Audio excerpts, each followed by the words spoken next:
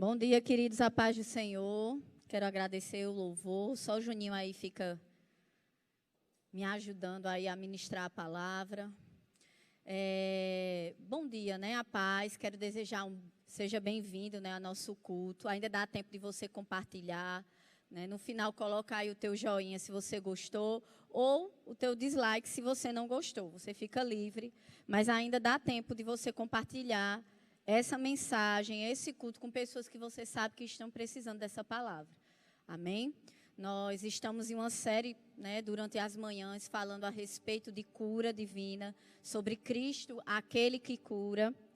Existe esse livro abençoado aqui, que tem abençoado a minha vida tremendamente.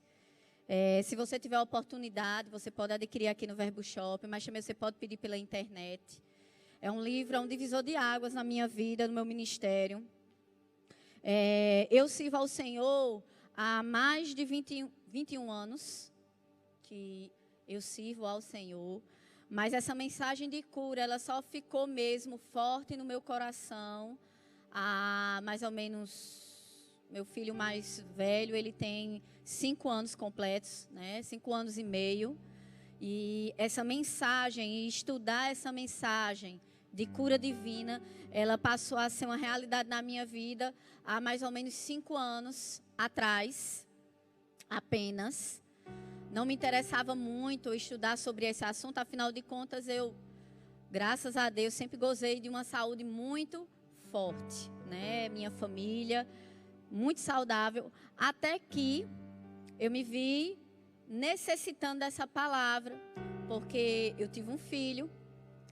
Meus 2 filhos nasceram de 7 meses, meu mais velho nasceu de 7 meses também, prematuro, e muitas complicações, um pouco decorrente disso também, acredito, outros nem tanto.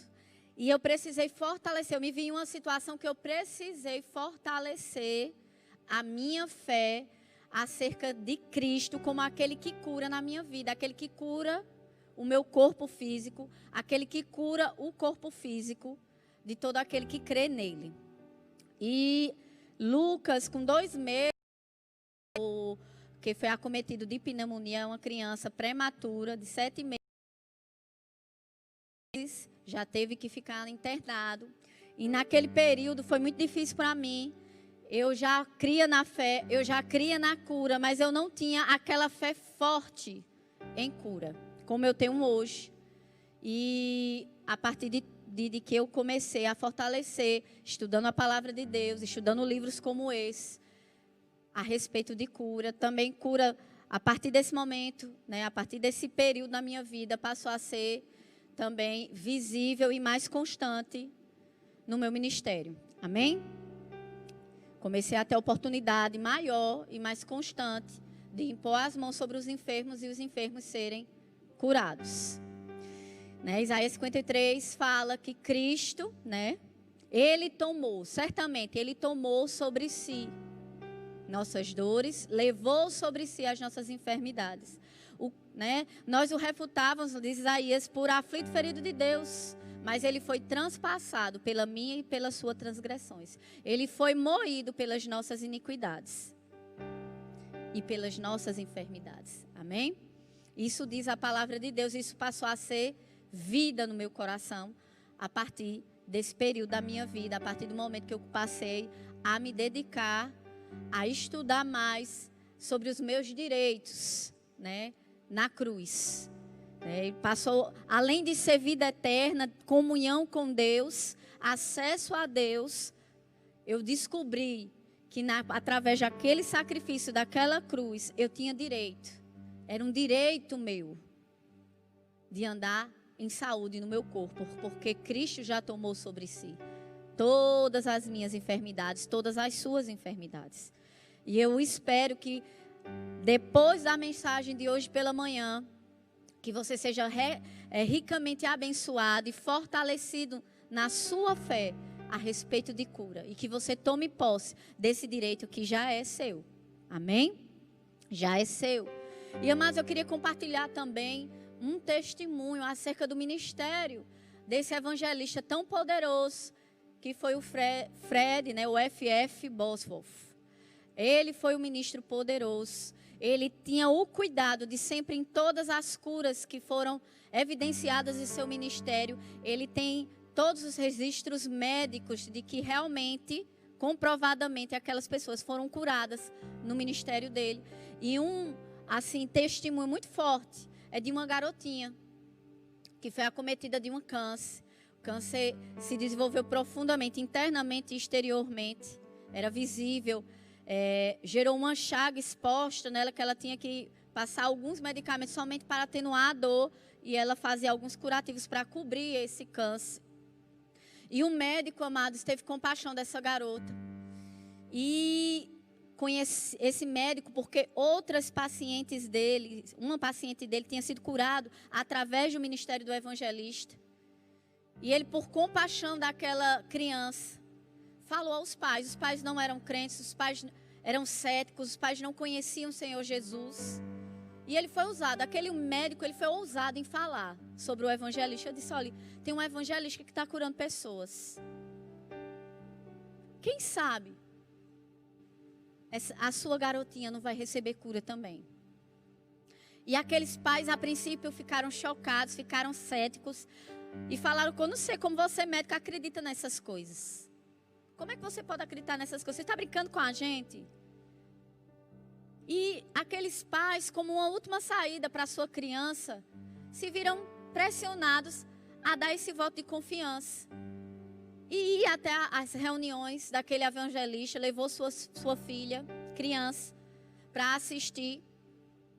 E eles assistiram a mensagem e levaram para casa o livro, Cristo, aquele que cura. Durante a semana, a mãe leu para a sua criança aquele livro, e elas leram junto aquele livro. Quando foi no domingo que vem, eles foram, 8 dias depois, para a reunião, novamente. E o evangelista orou. Foi diretamente, quando o evangelista ministrou, ele foi diretamente àquela criança. E orou tremendamente pela vida daquela criança. E resumidamente, ele orou ao Senhor, Senhor, cura essa criança, para que todos possam ver, através do testemunho dela, a tua glória. E que você cura. E aquela criança foi para casa com seus pais. E ao dormir, a mãe trocava o seu curativo. E aplicava uma pomada que eu acredito que anestesiava a dor. Ela sentia dores. E aquela criança impediu a sua mãe de fazer aquele curativo. Impediu a sua mãe de passar aquele medicamento. Ela disse, mãe, você não viu? Você não viu o que o evangelista disse? Você não viu que ele orou por mim? Que o Senhor me curou? Mas, amados, o tumor estava lá. A dor estava lá. Mas aquela criança disse à mãe, mãe, você não viu o evangelista, que o evangelista disse que eu já fui curada? E, amados, para a honra e glória do Senhor, e por causa da fé daquela garotinha, que viu com os olhos da fé quando ninguém mais via, que creu antes de ver qualquer mudança em seu corpo, ela creu na palavra de Deus. 5 dias depois, aquele câncer estava do tamanho de uma noz. Aquela criança, ela não poderia ficar sem aquela pomada porque ela sentia muitas dores. A mãe ficou sem dormir, receosa, preocupada. A verdade é essa. As palavras da mãe foram essa, preocupada, porque aquela criança estava sem aquela medicação e passou a noite sem aquela medicação. Ela ficou com dó da sua filha, com medo dela passar por muitas dores. Mas 5 dias depois, aquele câncer era do tamanho de uma noz. Câncer grande, exposto no tórax, do tamanho de uma noz. E pouco tempo depois daqueles 5 dias, aquele câncer tinha desaparecido daquela criança. Amados, quando eu li isso, eu li de novo hoje de manhã, eu chorei. Porque a fé pura, ela mexe comigo. Da mesma forma que eu vejo alguém em incredulidade, me vem uma ira tão grande. Me vem uma ira da incredulidade. A fé genuína, ela me emociona. E, amados, eu creio que essa mensagem ela vai chegar muito longe. Eu creio que essa mensagem da fé e que Cristo cura, Ele cura hoje, Ele está curando agora, amados. Enquanto a gente está falando sobre isso. Ele está curando agora. E eu sei que essa mensagem vai longe. Eu sei que essa mensagem vai tocar pessoas. Eu creio que enquanto pessoas vão estar escutando essa palavra e escutando a mensagem que Cristo cura, que a fé manifesta, a fé toma posse da palavra de Deus, se posiciona na palavra de Deus. Pessoas vão estar sendo curadas nas suas casas, nos hospitais da nossa nação e fora da nossa nação também. E amados, eu queria que você guardasse essa mensagem no seu coração, que você anotasse, que você meditasse, para que você possa fundamentar a sua vida numa fé forte como essa garotinha. Amados, a vida dessa garota nunca mais foi a mesma. Porque ela aprendeu o que é fé. Satanás nunca mais pôde enganar ela com enfermidades e com dúvida a respeito de que Cristo cura. Porque ela aprendeu a exercer a sua fé. Aleluia. E o desejo do meu coração nessa manhã é que você aprenda a desenvolver, a ter essa fé como essa garotinha. E eu queria ir com você lá em Números 21, versículo 8. Mensagem de hoje, nós vamos estar compartilhando acerca de como você receber a cura. Como você receber a cura de Cristo. Bem prático. Como receber a cura de Cristo? Eu estou com um sintoma no meu corpo. Como receber a cura de Cristo? E não somente cura, mas tudo que diz respeito, que é nossa herança. E que Cristo conquistou para mim e para você naquela cruz. Sabia que não foi somente vida eterna? Sabia que não foi somente cura? Provisão. A Bíblia fala: o castigo que nos traz a paz estava sobre ele. Essa paz, amados, no original é shalom. Shalom quer dizer não somente ausência de guerra, mas shalom quer dizer provisão, prosperidade sobre a sua vida. Tudo que você precisa, ir bem, ser abençoado, se sair bem, ter uma boa jornada aqui nessa terra. Tudo que precisamos para sairmos bem nessa jornada, na nossa jornada aqui na terra. O que você precisa? Shalom para você, amado. Já está disponível em Cristo. E como receber? Cura. E também tudo aquilo que Cristo conquistou para mim e para você. Tudo aquilo que está escrito lá em 2 Pedro 1:3, que diz que tudo aquilo que diz respeito à vida, a essa vida e à piedade, a vida com Deus, já nos foi dada, já é nosso. Já é meu, já é seu. Precisamos o quê? Pela fé, assim como essa garotinha, tomar posse daquilo que já é nosso, daquilo que já nos pertence. Amém? E lá em Números 21, versículo 8, veja o que diz. Antes disso, vamos orar. Baixa sua fronte aí na sua casa, baixa sua cabeça. Eu queria orar, queria pedir a ajuda do Espírito Santo na ministração dessa manhã. Oh, Espírito da graça, Espírito gracioso, Espírito da verdade, professor fiel, conselheiro, consolador, ajudador. Me ajuda a ministrar a palavra nessa manhã. Me conduz. Coloca as palavras certas na minha boca. Trata com os corações nessa manhã dos nossos ouvintes, de todo aquele que está nos escutando. Traz revelação, traz entendimento da palavra. Nos ajuda a ter uma fé forte e ativa, para que venhamos a tomar posse de tudo aquilo que já é nosso por direito, que já foi conquistado em Cristo, naquela cruz há 2000 anos atrás, que só precisamos nos posicionar na palavra. Aleluia. E agimos conforme a palavra de Deus.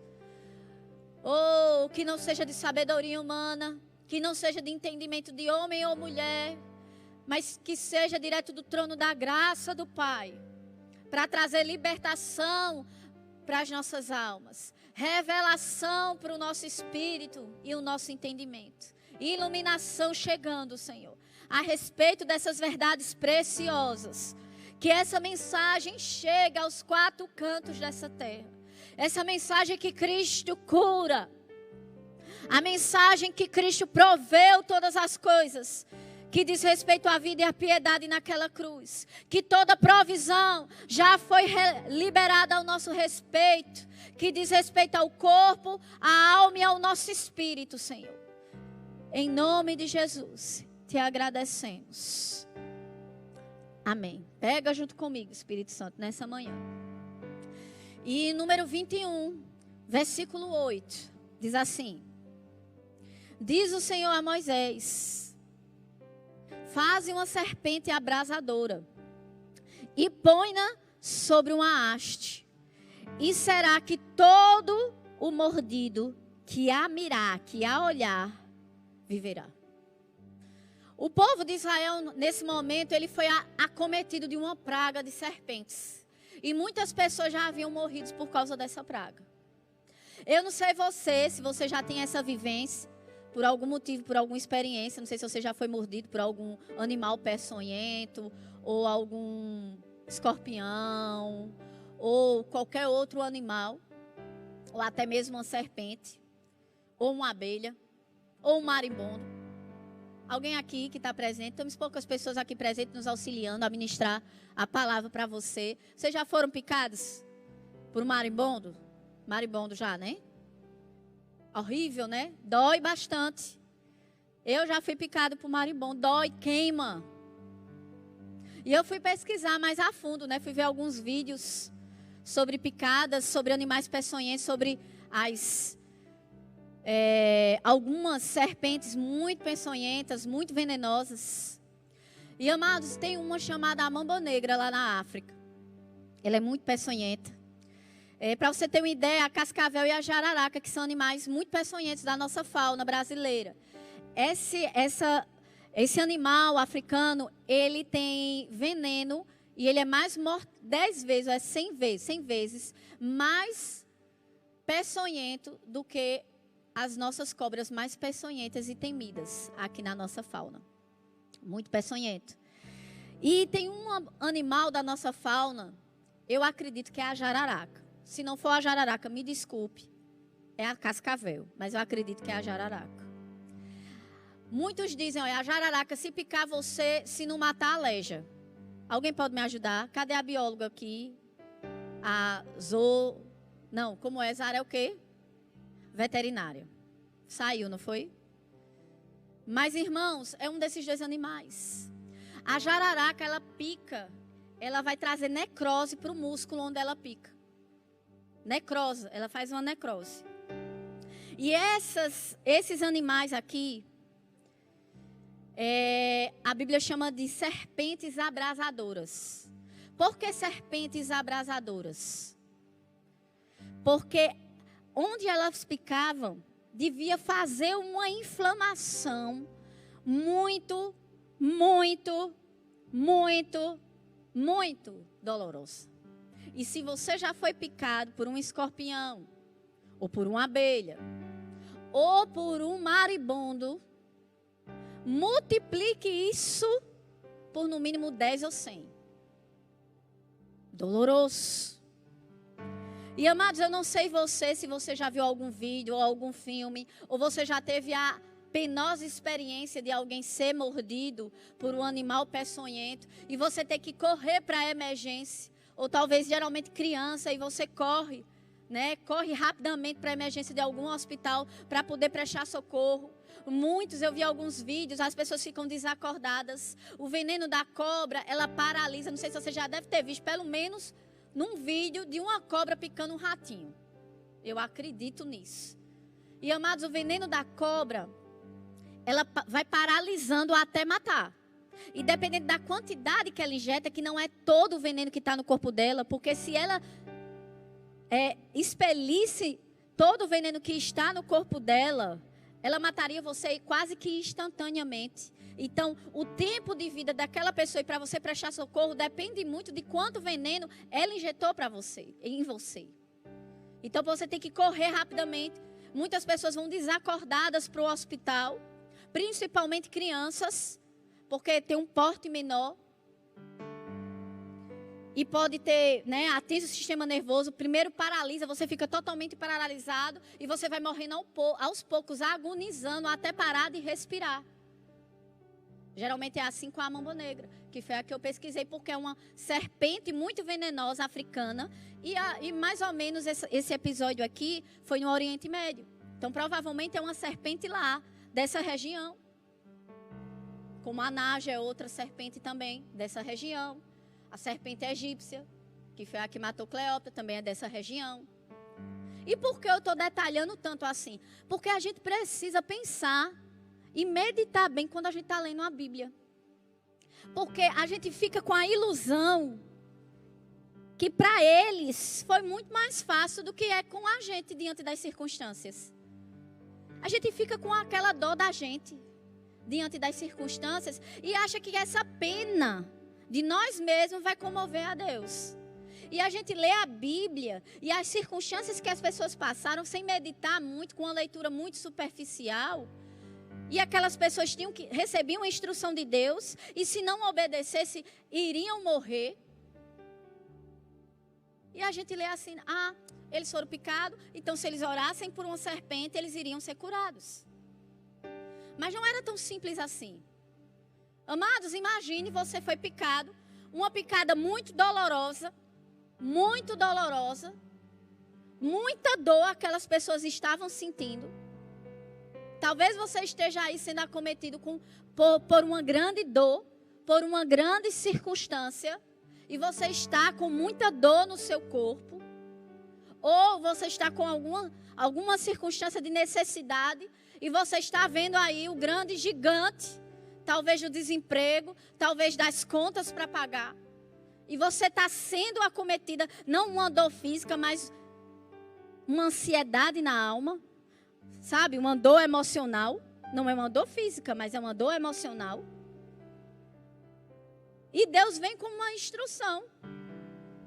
Como veio para aquele povo. Moisés obedeceu, levantou a haste com aquela serpente de bronze e diga, olha, quem mirar, quem olhar, viverá. Quem olhar mordido, todo mordido que olhar para a serpente, viverá. Aí imagine você, morrendo de dor, tendo que olhar para algo. E eu vou falar como tinha que ser esse olhar. Não era olhar e pronto. Era ficar olhando atentamente, sendo influenciado por aquela imagem, prestando atenção naquilo, até que a cura se manifestar no seu corpo. Aí imagine isso, você está morrendo de dor, você está morrendo, você está com o seu corpo sendo paralisado aos poucos, você está agonizando. Talvez você já chegou, quando foi trazido aquele mordido diante da haste e daquela serpente, aquela pessoa já estava agonizando, já estava sentindo seus pulmões paralisar, já estava com falta de ar. Mas a instrução era, olha para a serpente de bronze. Preste atenção nela. Fica olhando para ela. Vai ver os vídeos de alguém ou de algum animal picado por uma serpente venenosa. Como eles ficam em poucos minutos.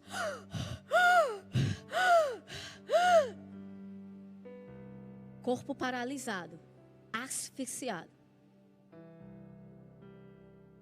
Tinha que olhar.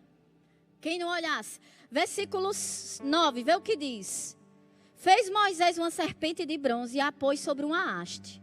Sendo alguém mordido por alguma serpente, se, sua Bíblia tem um se, olhava para a de bronze, sarava.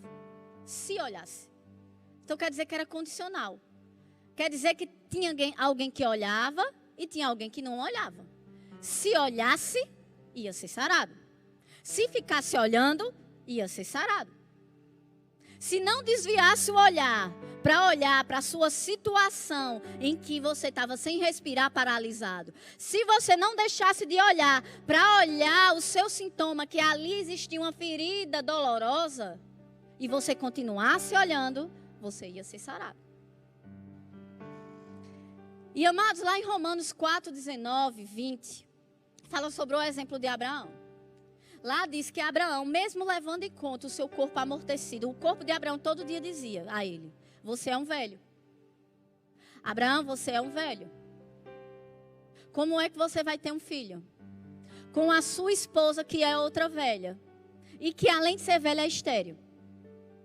Mas a palavra de Deus diz nessa passagem, mesmo que ele levou em conta o seu corpo amortecido, não duvidou por incredulidade, mas se fortaleceu na fé, dando glória a Deus. É como se Abraão recusou olhar para o que o natural dizia a ele. Para o quê? Eu vou olhar para o Senhor.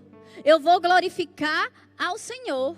Eu vou crer naquele que me fez a promessa. Em vez de olhar, veja, mesmo considerando, mesmo sabendo que o seu corpo já estava envelhecido, não deixou isso trazer dúvida para o seu coração. Mas ao contrário, ele se fortaleceu na fé. Fazendo o quê? Eu vou olhar para aquele que fez a promessa. Eu vou render graças a ele. Eu vou glorificar o meu Deus. Aí continua. Outro exemplo. Atos 3:5. Olhar, se você for ver no dicionário, significa ter expectativa também.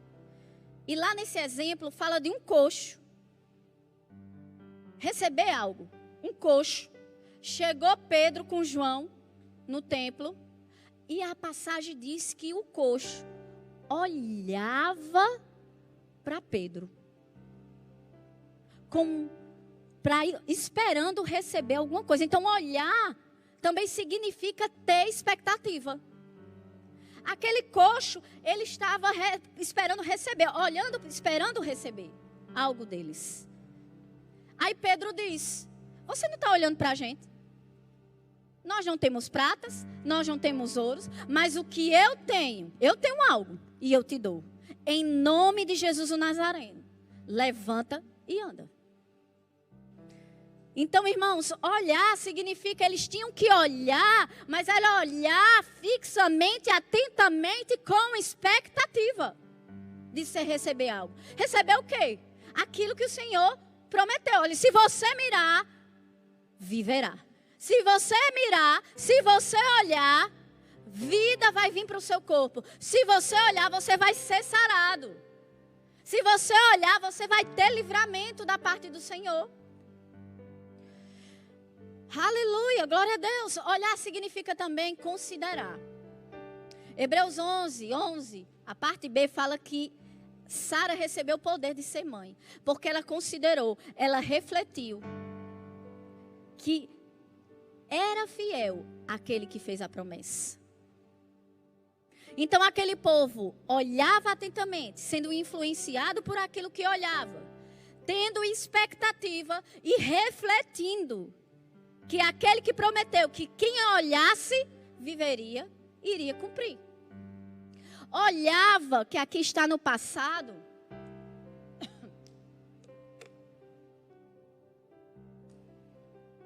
quer dizer uma ação concluída. Olhava. Eles olhavam.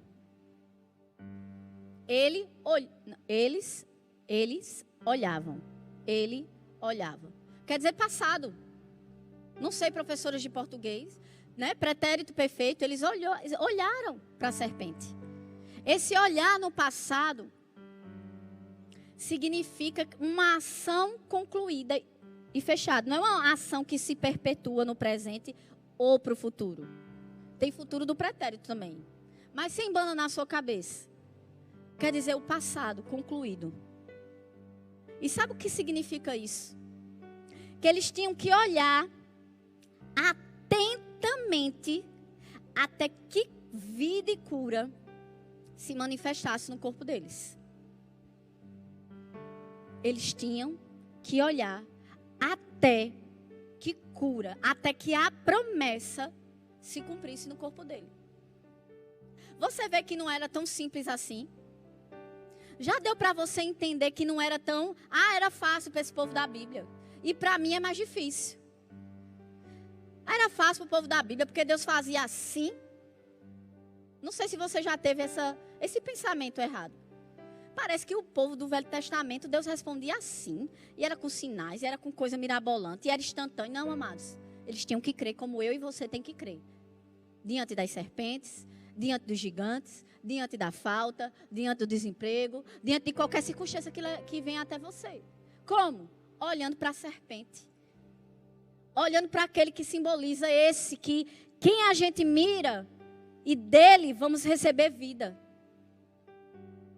Aleluia. Lá em João 3, quero ir lá com vocês. João 3, fala o seguinte: e do mesmo modo, porque Moisés levantou a serpente no deserto, assim importa que o Filho do Homem seja levantado. Isso é o Jesus falando. Para quê? Para que todo o que nele crê tenha vida eterna. Aquele que mirar atentamente para o Senhor, aquele que olhar com expectativa de receber da cruz do Senhor provisão, vida no seu corpo, vida nas suas emoções, vida e cura, vida eterna, como ele disse lá em João 10:10, a vida dele. Ele disse que ele veio para que nós tenhamos vida.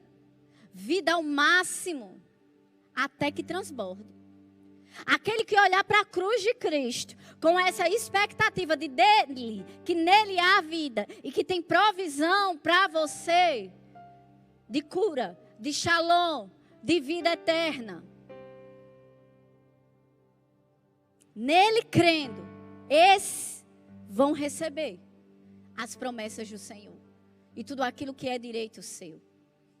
Amados, lá em Hebreus 11, quero ir lá com você. Hebreus 11, versículo 2. Veja o que diz. Pois pela fé os antigos obtiveram bom testemunho. Amados, temos que pensar pela fé. Temos que falar pela fé. Temos que agir pela fé. E temos que reter essa fé. Até que a promessa se manifeste. Isso foi o que aquele povo no deserto fez.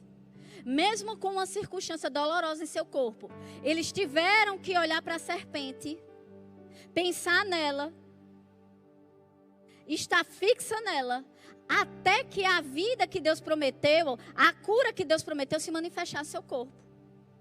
Da mesma forma somos nós. Temos que olhar para a cruz de Cristo, até que pensar nela, meditar nela, falar nela, agir por ela, reter essa fé, até que a promessa se manifeste para nós.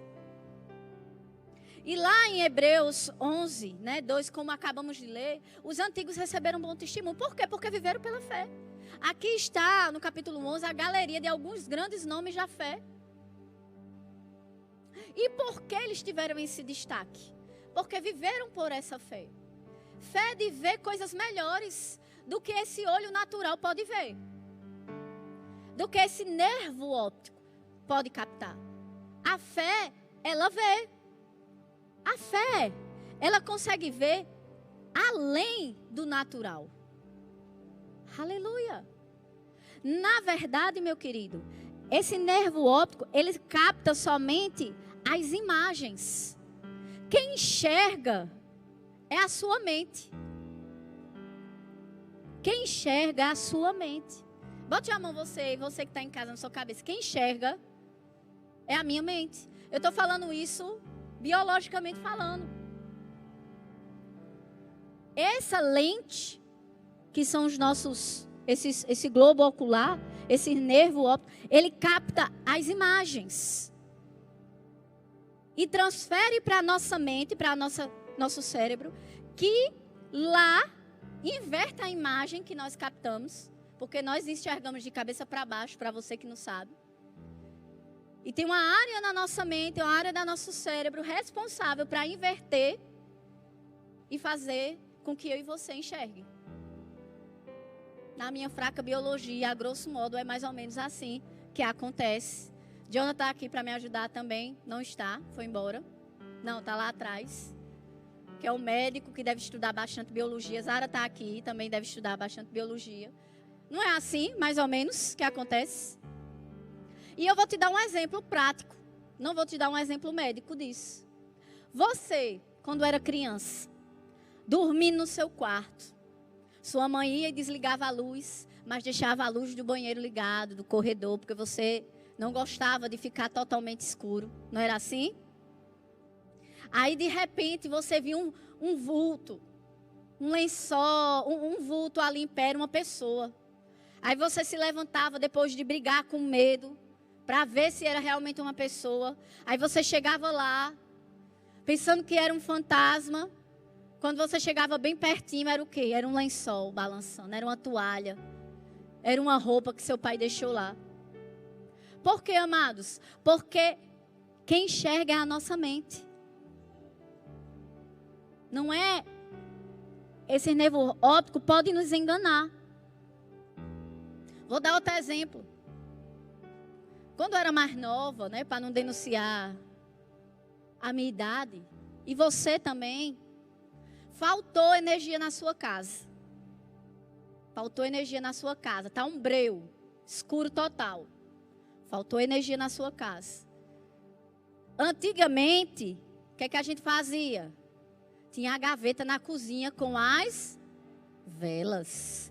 E com um fósforo de reserva para quando faltasse energia. Recentemente eu comprei vela. Aí depois eu pensei, para que eu estou comprando essa vela?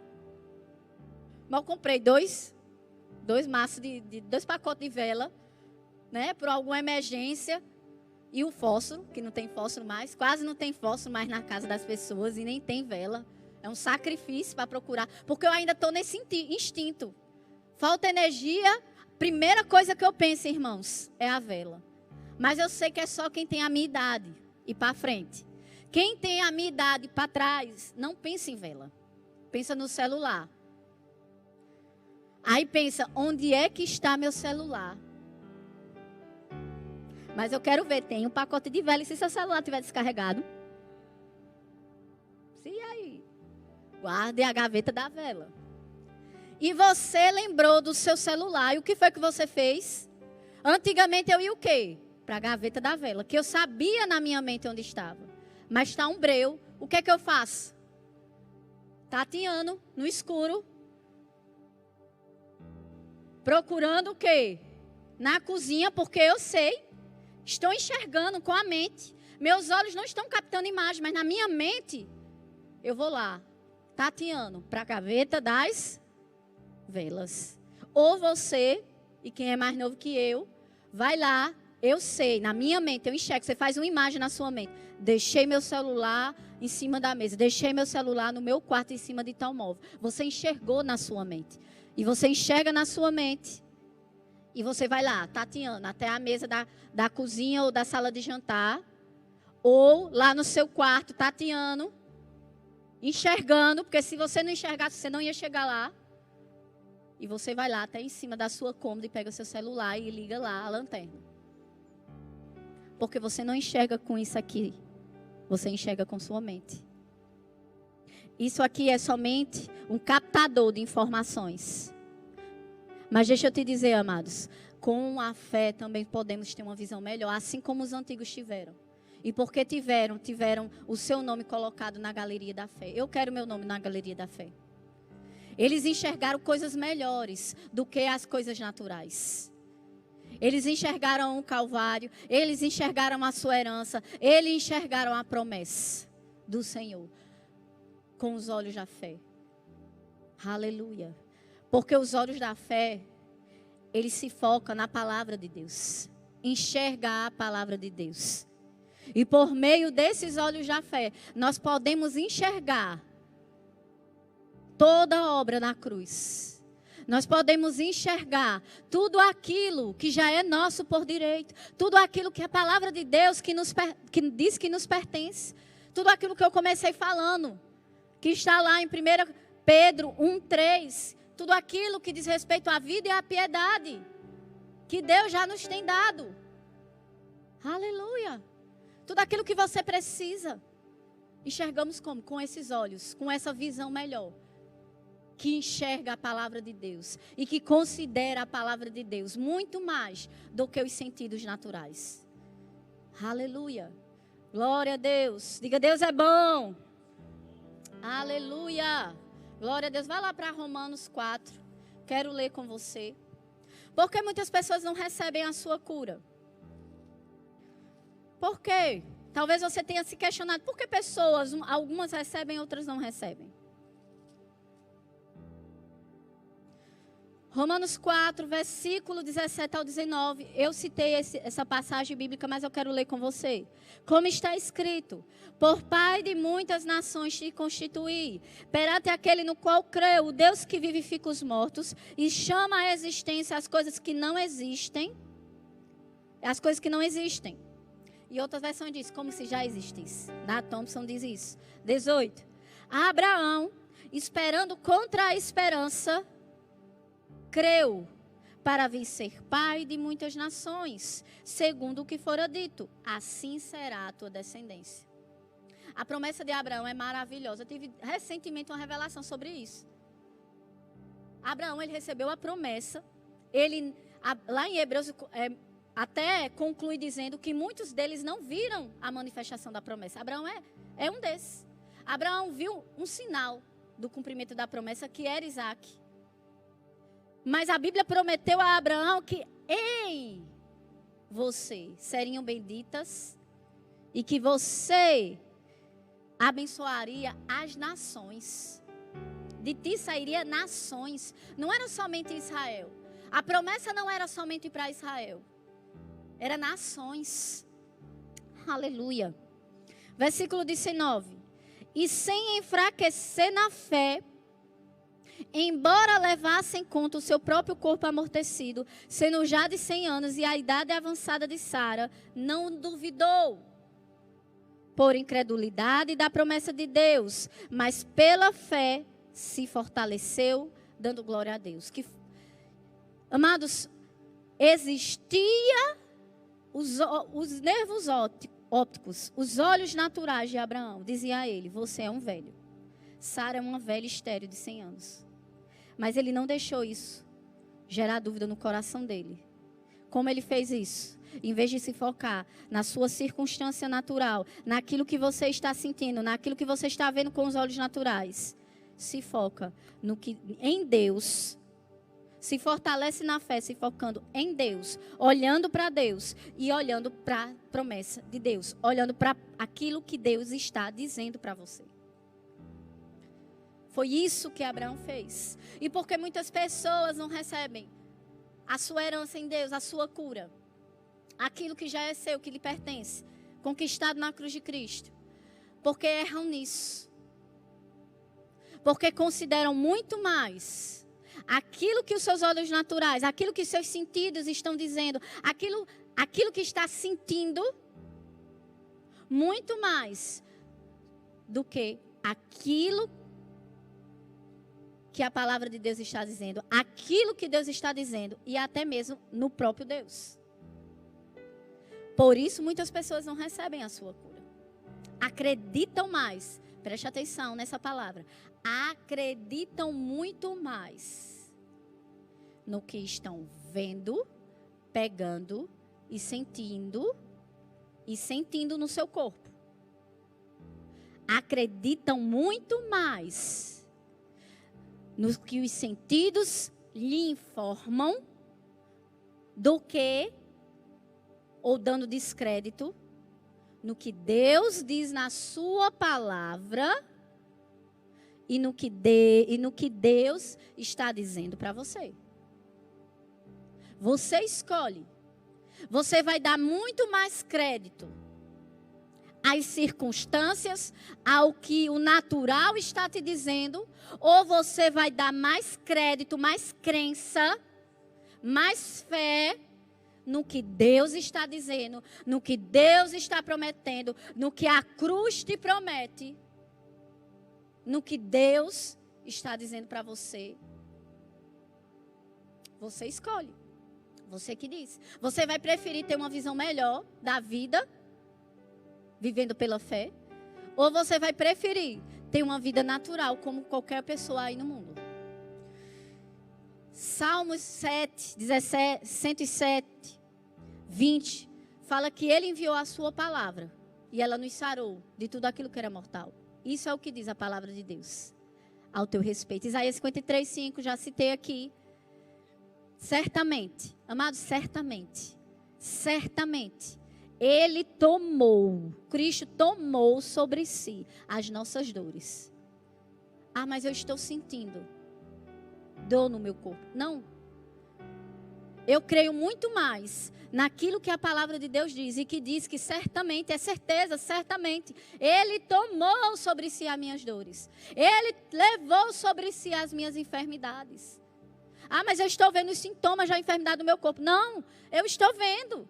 Com os olhos naturais eu estou vendo. Mas existe uma verdade superior ao meu respeito.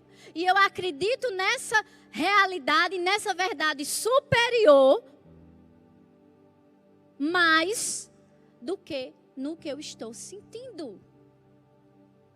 Isso é o que quer dizer natural e sobre o natural.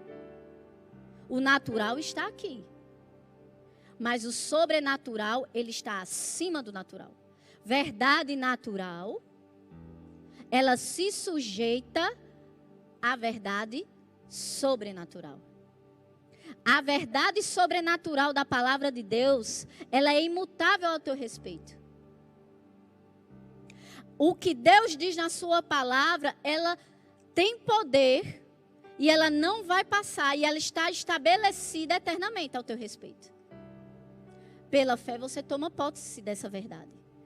Se você crê mais nessa verdade do que na verdade natural. Se você der mais crédito a essa verdade do que naquilo que você está vendo com os olhos naturais. Aí o que acontece quando você acredita mais nessa verdade sobrenatural, que é imutável? Deus não vai mudar. Mas deixa eu te dizer, os sintomas, a circunstância, ela pode mudar. A gente não pode nem, a gente chama de verdade natural. Mas segundo os bons filósofos, uma verdade que é verdade, ela é imutável. Por isso que a Bíblia chama o diabo de mentiroso. O diabo é mentiroso. E ele levanta circunstâncias mentirosas ao teu respeito. Por que é mentirosa? Diante da verdade da palavra de Deus. São mentiras. Por quê? Porque elas são mutáveis. Uma hora você está aqui com sintoma de dor, mas essa dor vai embora. Por quê? Porque você resolveu acreditar que Cristo levou sobre si as suas enfermidades. E você dá ordem a essa enfermidade, se posiciona e diz: enfermidade, porque eu já fui curado, bate retirada agora, no nome de Jesus. Por que a enfermidade é ilegal no seu corpo? Por que a enfermidade vai ter que sair? Por que a pobreza tem que sair? Por que as circunstâncias negativas na sua vida têm que sair? Porque elas são ilegais no seu corpo. Muitas vezes a gente está orando a Deus, pedindo a Deus algo que Ele já fez por mim e por você. Ele é o nosso pastor e nada nos faltará. Então o que a gente tem que fazer diante dessa realidade? Somente tomar posse pela fé. Dizer: provisão chega em nome de Jesus. Falta, você está ilegal na minha vida. Desemprego, você está ilegal na minha vida. Bate em retirada em nome de Jesus. E o desemprego, a falta, a doença tem que sair. Aí você está me dizendo, tem uma pessoa que está me dizendo assim: e é simples assim? É. É simples assim. Me pergunto, toda vez que eu aprendi isso, amados, eu aprendi por revelação da palavra de Deus, colocando em prática na minha vida. Que eu me convenci que eu não vou ser curado. Quando o diabo diz que você vai ser curado, ele, na sua mente, esse tipo de pensamento é um pensamento mentiroso do diabo para que você permaneça na enfermidade. Você não vai ser curado. Porque quando você sentir que vai ser curado. Você já foi curado há 2000 anos atrás. E porque você já foi curado há 2000 anos atrás, essa enfermidade, ela está ilegal no seu corpo, sintoma de febre, falta, ela está ilegal no seu corpo. E na autoridade do nome de Jesus, você dá a ordem, bate retirada, em nome de Jesus. Bate retirada. Tem hora que eu fico com raiva, sabe, Felipe? Tem hora que eu fico assim, eu digo, sintoma de febre, bate em retirada, em nome de Jesus, você está ilegal. Deixa eu te dizer, sabe quantas vezes eu orei assim? E sabe quantas vezes o sintoma foi embora? Todas as vezes. A partir do momento que eu entendi isso, mas a entender, sabe, convicção chegou no meu coração. Da obra de Cristo, da obra expiatória de Cristo, da minha cura em Cristo. Eu não oro mais para ser curada. Eu determino a enfermidade que ela bate em retirada. A partir do momento que Deus, eu já contei esse testemunho recentemente aqui nessa igreja, que eu estava com um sintoma de enfermidade. E a enfermidade só piorava, só piorava, só piorava. E eu orando, pedindo a Deus para ser curado. Quase dizendo pela misericórdia, Deus, você não está vendo não? Sabe? Às vezes a gente está orando para ver se Deus tem pena da gente e age ao nosso favor. Deus não se move tendo pena da gente para nos favorecer. Deus se move por fé. E como diz lá em Lucas 18:8, saindo o Filho do Homem achará fé na terra?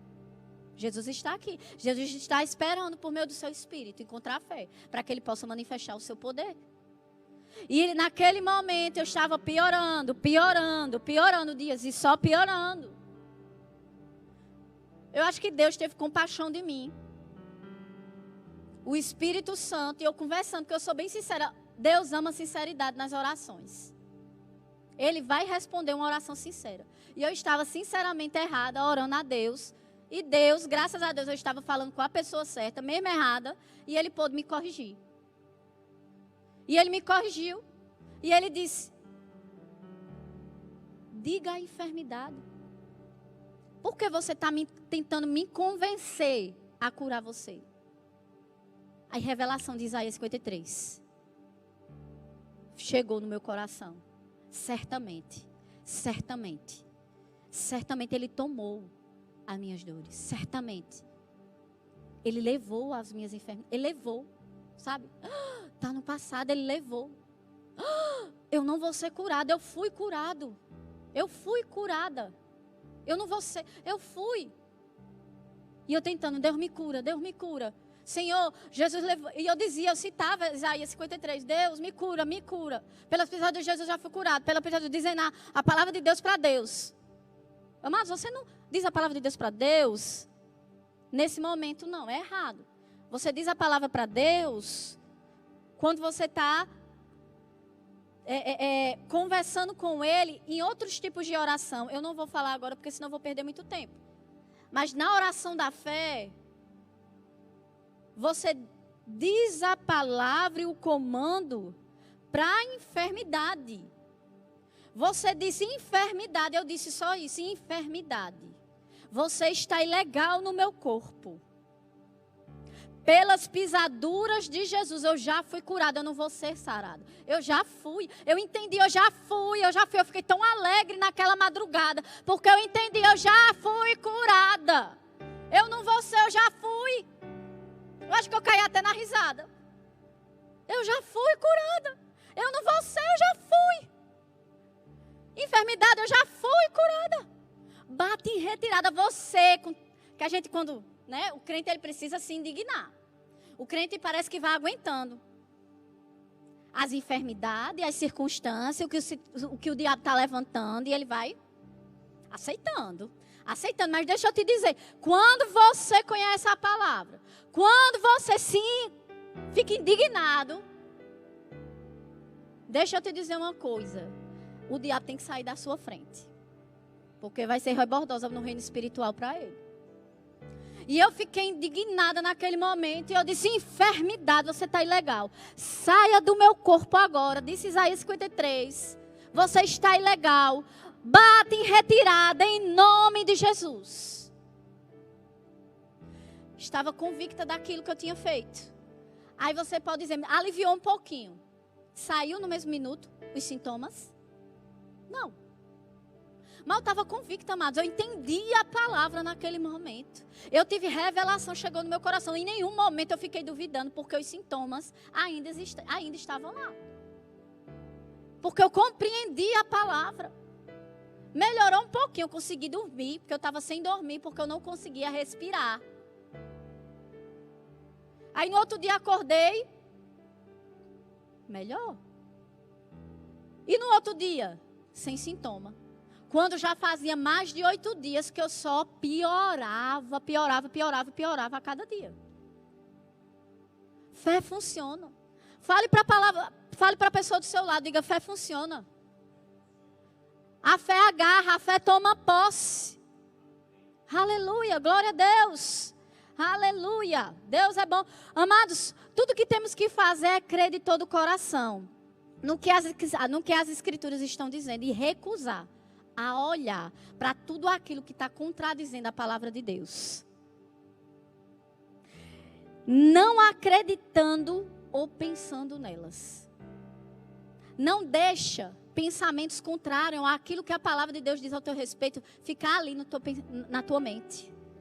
Não te foca nas informações naturais. Não te foca, não medita no que contradiz a palavra. Você tem que meditar, pensar e se concentrar, mirar na cruz de Cristo, na palavra de Deus, no Senhor. Você não pode olhar nas informações contrárias a isso. Se você olhar assim como aquele povo no deserto, se você mirar, viverá. Sarará. Aleluia. Glória a Deus. Aleluia. O exemplo de Pedro. Mateus 14, 28 e 33. É um exemplo maravilhoso sobre isso. A Bíblia fala que Pedro andou sobre as águas. Pedro estava num barco com outros discípulos e viu Jesus andando sobre as águas. Eles a princípio pensaram que era um quê? Um fantasma. Ficaram com medo por ser um fantasma. Sabe aquela criança que vê no escuro e pensa que é uma coisa e é outra? Como eu disse o exemplo. Era mais ou menos esse exemplo. E eles estavam no barco e Pedro, mais ousado, viu ali, o Senhor gritou, sou eu, não temas. Aí Pedro olhou mais ousado e disse, Senhor, se é tu, manda eu ir ter contigo. E Pedro teve essa experiência de andar pelas águas. Aí você pode criticar, mas ele afundou. Mas ele andou. Fora Jesus na Bíblia, só ele andou sobre as águas. E Pedro foi ter com Jesus. Deixa eu te dizer uma coisa. As circunstâncias eram as mesmas. O vento era o mesmo. Porque um segundo não tem vento, outro segundo não deixa de ter vento no mar. Se você já foi para o mar, se você já teve a experiência de tomar banho no mar, de ver a chuva você estando na praia e chover e ter um vendaval, não é assim. Um segundo está vendaval, o outro segundo não tem vendaval. Não, o vento vai aumentando, a chuva, as nuvens dão sinal que vai chover, não é assim? E Pedro foi porque viu a palavra de Jesus, teve ousadia, teve fé naquilo que Jesus estava dizendo, estava mirando no mestre, pisou nas águas. E ele caminhou, a Bíblia fala que ele caminhou sobre as águas. E eu acredito que quando chegou mais ou menos perto de Jesus, ou na metade do caminho, a Bíblia fala que ele, em vez de continuar olhando para Jesus, pensando no que Jesus tinha dito, vem para cá, pisando praticamente nas palavras de Jesus, Pedro tirou essa visão do mestre, tirou sua visão do mestre, e colocou sua visão no vento e nas ondas. A Bíblia continua dizendo que medo entrou no coração dele. Ele teve medo. Sensação, sentir. Ele sentiu medo. E duvidou. Começou a afundar. E pediu a ajuda do mestre, do Senhor Jesus. Ele disse, Senhor, me ajuda aqui. Jesus foi lá, ajudou ele pela mão. Então ele não afundou assim, ploft. Se você for ler detalhadamente, ele foi afundando. Ao ponto de dar tempo Jesus caminhar e ir até ele, pegar ele pela mão e voltar com ele, talvez pegando na mão de Pedro, andando sobre as águas. Amados, Pedro teve poder. Pedro utilizou poder. Pedro, andou sobre as águas. Ele teve o poder de Deus à sua disposição naquele momento para andar. Que andar? Para que serve andar? Meu Pai do céu. Felipe, me ajude. Para que serve andar pelas águas? Que serventia tem? Mas, sobre a palavra do Mestre, nós podemos até andar sobre as águas. Quanto mais a tua necessidade, o teu suprimento, a tua provisão, aquilo que diz respeito ao propósito de Deus para a sua vida, e tantas, a sua cura. Pedro andou. Ele teve, enquanto ele estava olhando para o Mestre, enquanto ele não desviou a sua visão, para olhar para o que estava sentindo, para olhar para as circunstâncias, para o que os seus olhos naturais estavam mostrando, ele teve poder disponível para andar sobre as águas. Aleluia. Aleluia. Glória a Deus. Depois de dar o passo de fé, meu irmão, você não pode olhar para mais nada, a não ser para o Senhor e no que a palavra está dizendo. Você não pode. Aleluia, glória a Deus. Eu queria que você fosse lá em Marcos 3, vou estar encerrando com essa passagem bíblica. Aleluia. Marcos 5, desculpa. Marcos 5 não, Marcos 3, 5.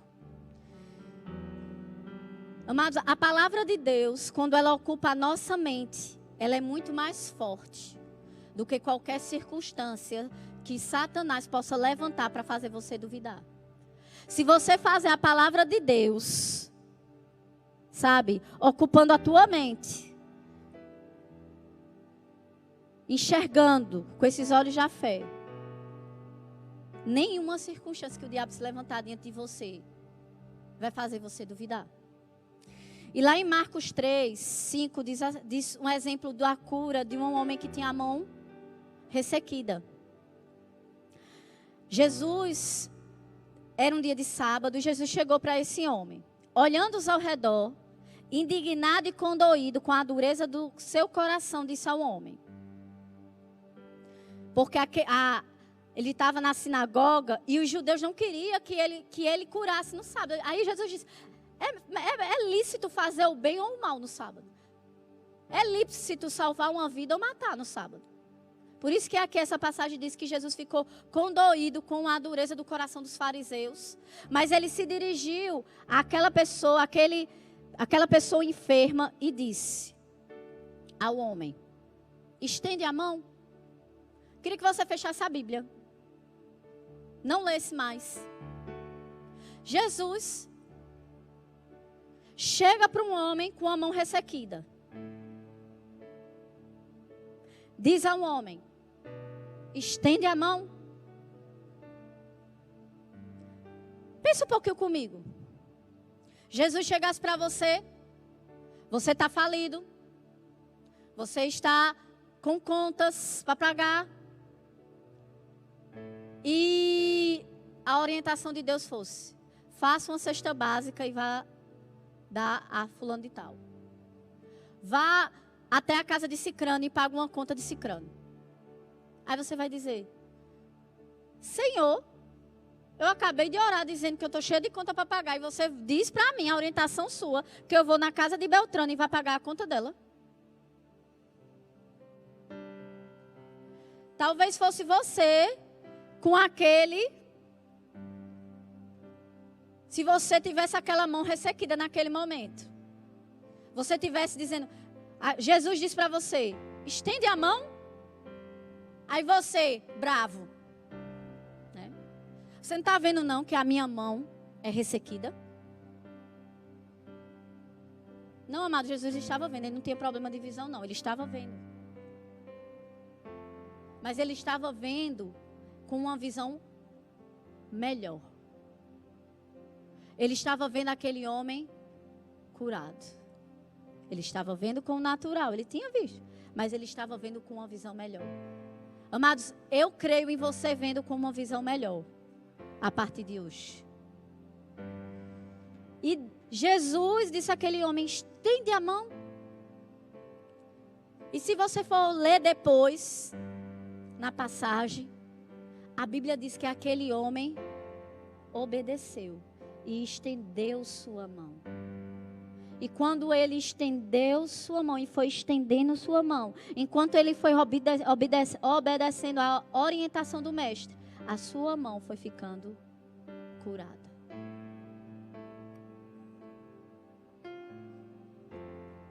Deixa eu te dizer uma coisa. A prática da fé,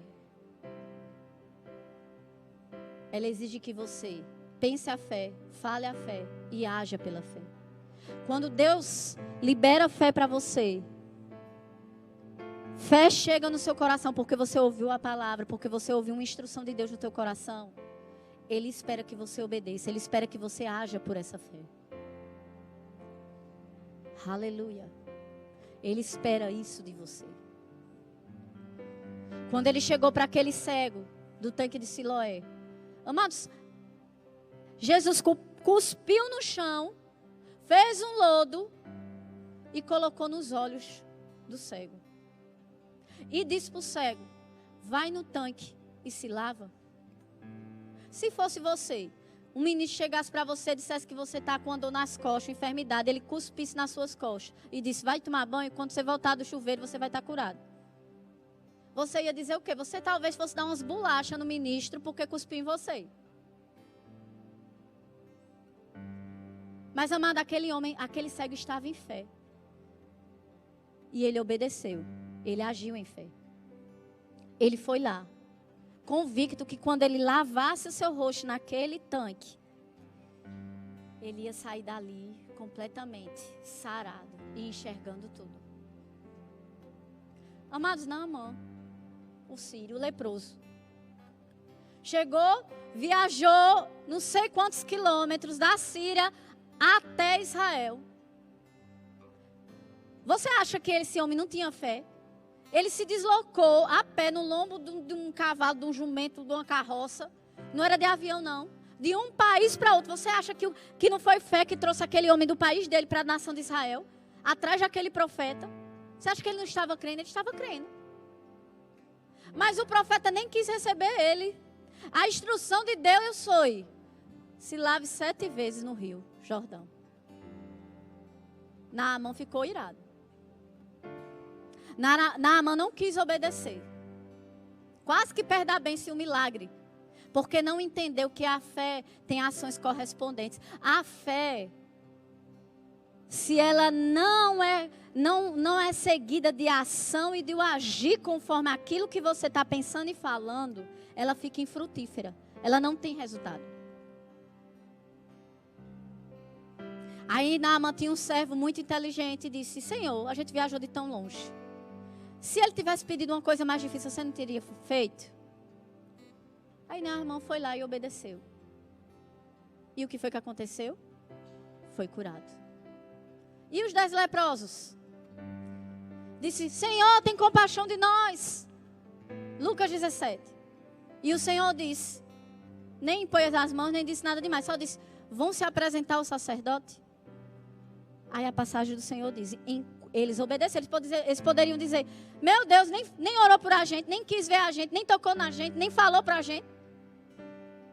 Mas eles creram naquela palavra. E que se eles fossem até lá no templo, que eles, quando fosse lá, iam se apresentar curados. E a palavra diz que enquanto eles iam e obedeciam, no caminho, eles iam sendo curados e limpos. Aleluia. O Senhor espera, meu querido. Queria chamar o pastor Jackson. O Senhor espera que você creia na sua palavra. O Senhor espera que você venha a entender o que é essa vida na fé. Viver pela fé é viver pensando na palavra, falando a palavra e agindo conforme a palavra. Tem pessoas que esperam sentir a cura para poder crerem que receberam a cura. Deixa eu te dizer, seja como aquela garotinha. Creia antes. Creia que já é seu. Creia que a cura já foi providenciada na cruz e toda a provisão junto com ela. Já é seu. Tome posse. Já te pertence. E porque você tomou posse e creu antes de sentir e ver, você vai ver e sentir. Amém? Glória a Deus.